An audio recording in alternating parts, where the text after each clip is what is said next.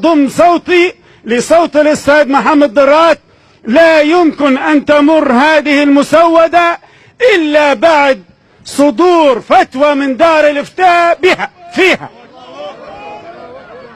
يجب أن نفهم ذلك ويجب أن يفهموا ذلك.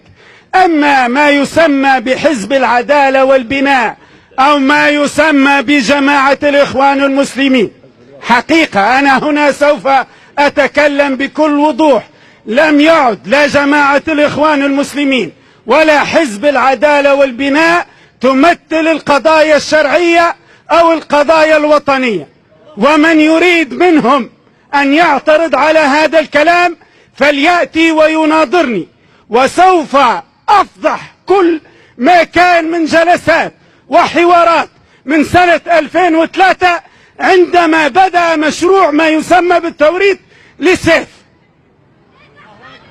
من قدم مسودة دستور التوريث هو علي الصلابي. من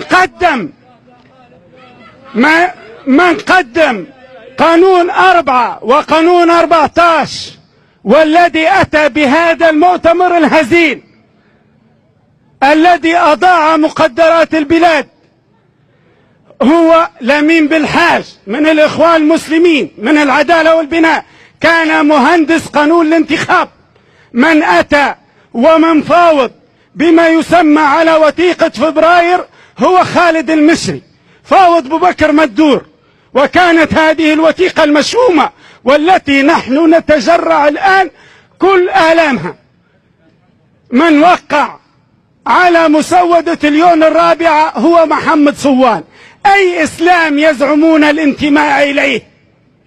أي إسلام؟ أي وطنية؟ أي إسلام وأي وطنية؟ إن كان فيهم أحرار وطنيون يحبون الله ورسوله فيجب أن يخرجوا على الملأ ويرفضوا هذا الهزل ويرفضوا هذا العبث. أنا هنا أخص بعض الأخوة الذين أعرفهم جيدا في حزب العدالة والبناء وفي جماعة الإخوان المسلمين، يجب أن يكون لهم موقف للتاريخ، موقف لنصرة الحق، موقف لنصرة العدل، وإلا فليذهبوا جميعا إلى الجحيم.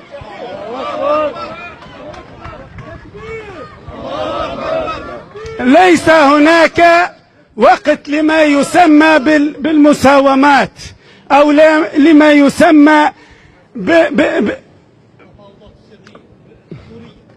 لا بالمجاملات. يجب أن نضع النقاط على الحروف وأن نقف عندها. نحن الآن في مرحلة مفصلية. اذهب أنت تريد المناصب وتريد كذا، بإمكانك تمشي للدول اللي أنت قاعد تطوف فيها وقاعد تحيك في المؤامرات معها، فاخدم معها هناك.